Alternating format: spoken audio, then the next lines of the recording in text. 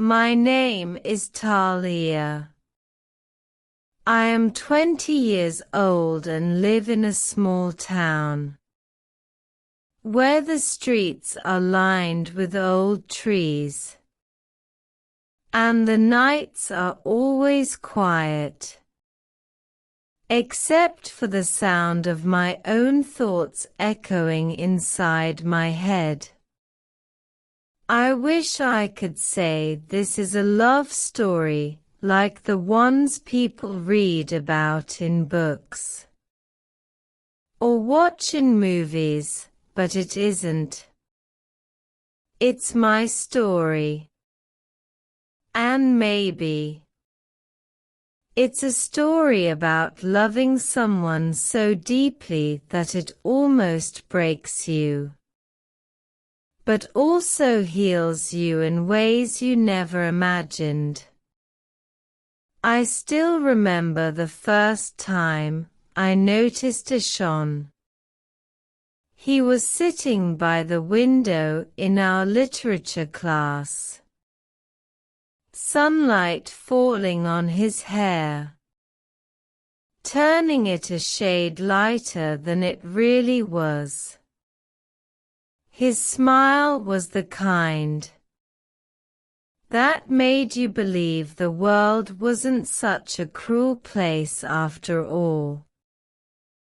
I used to watch him from behind my notebook, pretending to write notes while my eyes traced the way he laughed with his friends and with her.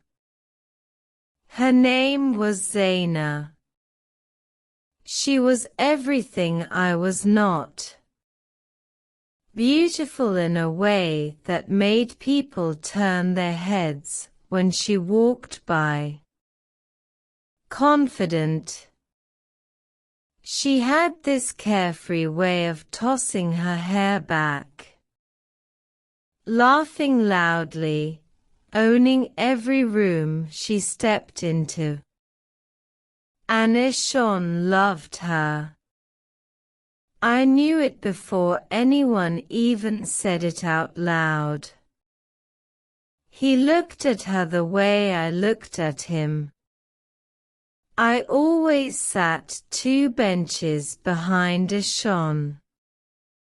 It was my safe distance, close enough to see him, far enough to pretend he didn't know I existed.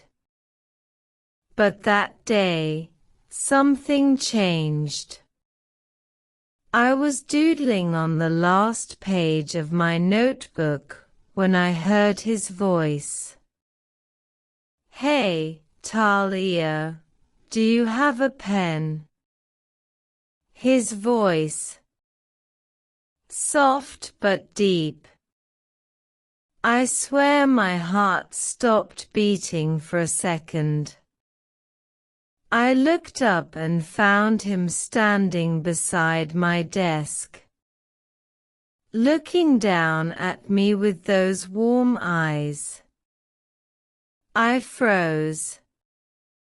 I wanted to say yes, but the word wouldn't leave my throat. My mouth opened, but my voice betrayed me. I felt heat rising to my cheeks as I nodded and fumbled through my bag. When I handed him the pen, our fingers touched for the briefest moment, but it was enough.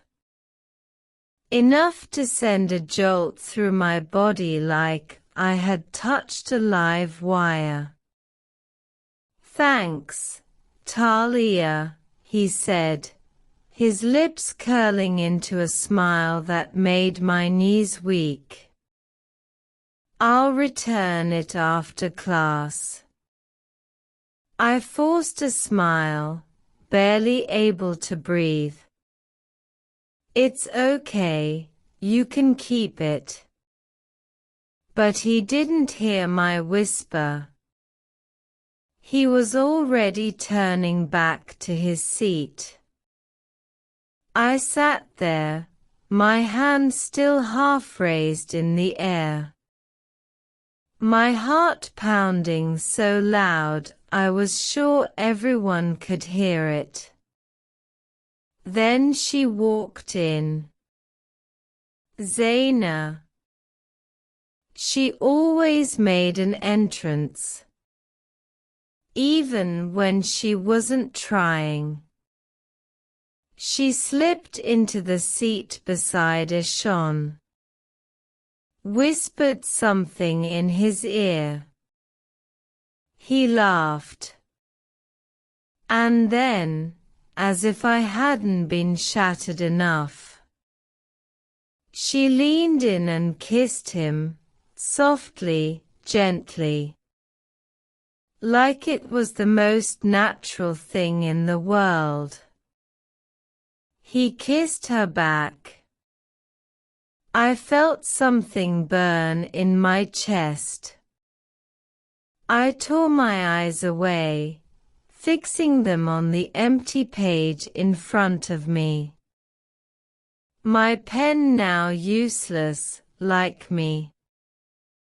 After class, I stood outside under the big tree, where I usually waited for my friend Myra. She found me staring at nothing. Talia, she called, snapping her fingers in front of my face. Where are you? I've been calling your name for the past minute. I blinked at her, forcing a smile. Sorry. I was just thinking about Ishan. Myra asked, her eyebrows raised. She knew. She always knew. I looked away, embarrassed. It doesn't matter. It does matter, Myra said, grabbing my shoulders. You love him, don't you? Love him. Such simple words. Heavy like stones in my chest. Myra, even if I do, he loves Zaina. He'd never. I mean, look at her. So, you think he knows how you feel? I laughed bitterly. And what if he does? What if I tell him and he stops talking to me forever? I'd rather stand near him in silence than be a stranger. Myra shook her head, sighing. You're too good, Talia. But one day, you'll have to speak your heart. I didn't believe her. I didn't believe anything could change. A few days later, while walking home from school, Ishan caught up with me near the old iron gate. Talia, he called out. I turned, startled. He jogged up, breathless, and smiled. Thank you for the pen. The pen. Just a pen for him. For me, it was everything. It's okay, I murmured, my heart swelling with stupid hope. That night, lying on my bed, I replayed that tiny moment over and over. The way he said my name. The way his hand had brushed mine. The way he smiled. The way he said my name. The way his hand had brushed mine. The way he smiled. I wondered if he knew what he did to me without even trying. But reality was cruel, and reality was Zaina. A week later, the world shifted in a way I hadn't expected. It was late evening when Myra called, her voice shaking. "Talia, did you hear? Eshon and Zaina, they had an accident. They were driving back from a party. Zaina was fine, but Eshon, he's hurt. He's in the hospital." I felt my stomach drop. I couldn't breathe. Without thinking, I grabbed the first fruits and flowers I could find at home and ran to the hospital. The white walls smelled like antiseptic and sadness. I found his parents sitting beside him. Eshon lay there, his head bandaged, eyes closed, so still. I stood at the door, clutching the fruit basket to my chest like a lifeline. His mother looked up, her eyes tired but kind. "Who are you, dear?" she asked. I swallowed. I'm Talia, Eshon's friend."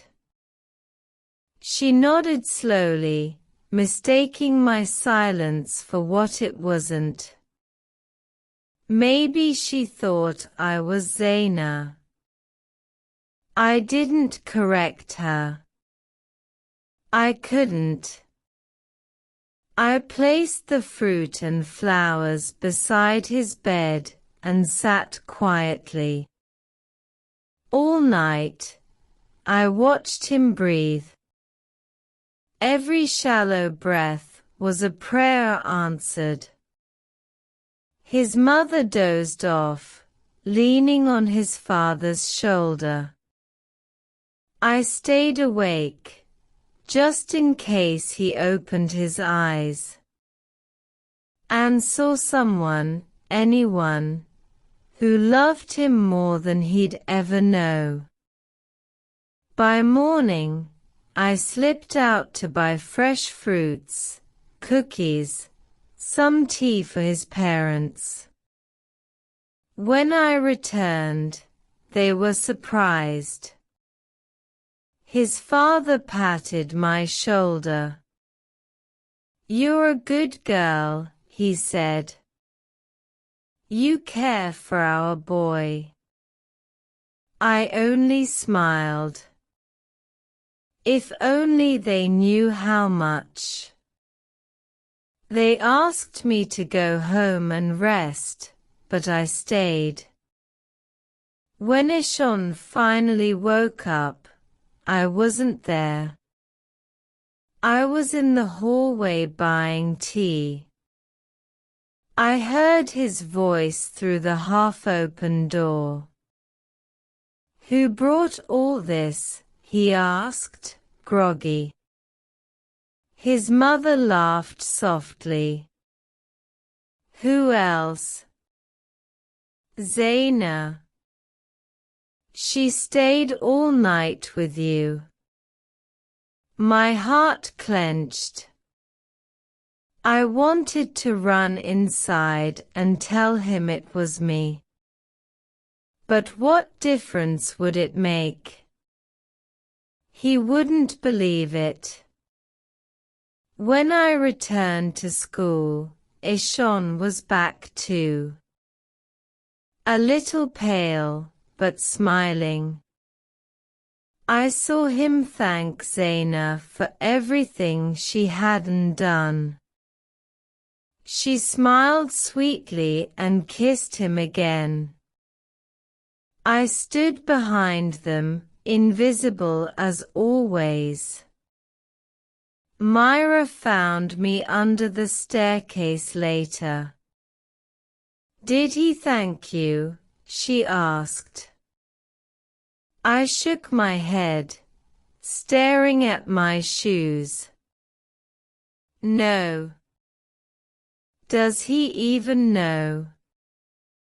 I laughed softly, bitterly. "Does it matter?" Days passed. Then, one afternoon, the truth clawed its way into the light. I was leaving the library when I saw Ishon in the parking lot. He was yelling. Zaina stood near him, holding hands with another boy, older, stronger.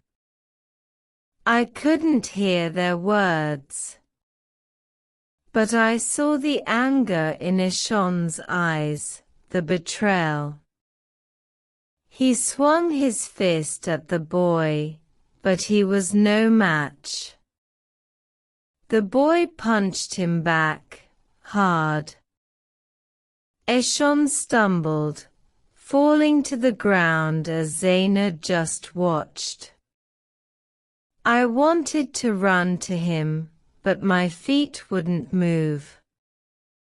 I watched as Zaina whispered something to the boy. He asked who Ishon was. She shrugged and said, "I don't know him." I saw Ishon's face crumple. I saw everything break inside him. And then they left him there, bleeding, alone. That night, I went to buy some groceries for my mother. I was walking home, carrying a bag full of rice and milk and vegetables when I heard dogs barking. I turned the corner and saw him.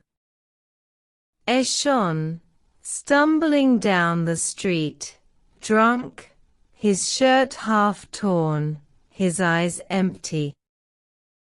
"Ishon!" I called out. He turned, his eyes wild. "Who the hell are you?" he slurred. "It's me." "Talia," I whispered, stepping closer. "Get out of my way," he screamed. Before I could react, his hand struck my cheek. I fell, my groceries scattering across the road. Rice mixing with dirt, milk leaking onto the pavement. I could have run away. I should have. But I didn't. I stood up, my cheek burning, and lifted his arm over my shoulder. He was heavy, muttering curses, but I didn't care. I half dragged, half carried him to his house. Inside, I found some old cotton, tore a piece of my curtain, and cleaned his wounds. I didn't have bandages, so I used my clothes. He lay there passed out, while I sat on the floor beside him, staring at his face, trying not to remember how much he hurt me.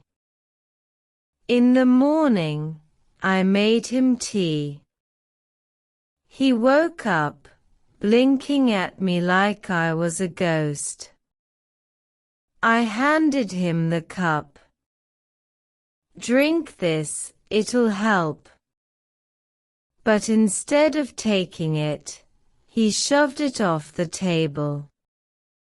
The cup shattered on the floor, tea spreading like a wound. "Get out of my eyes," he yelled. Something inside me broke. Tears stung my eyes as I picked up the broken pieces. Then I ran out before he could see me cry. Eshon went back home, and his parents were worried about him. When they saw Eshon's wound, they hugged him and asked what had happened. Eshon didn't say anything. He went straight to his room. He threw Zaina's photo on the floor, smashed it with his foot, and started throwing things around in anger. His parents rushed into his room and asked again, "What happened, son?" His mother noticed the crumpled photo on the floor. She picked it up and asked, "Who is she?" Eshon shouted in anger, "Don't pretend, mother.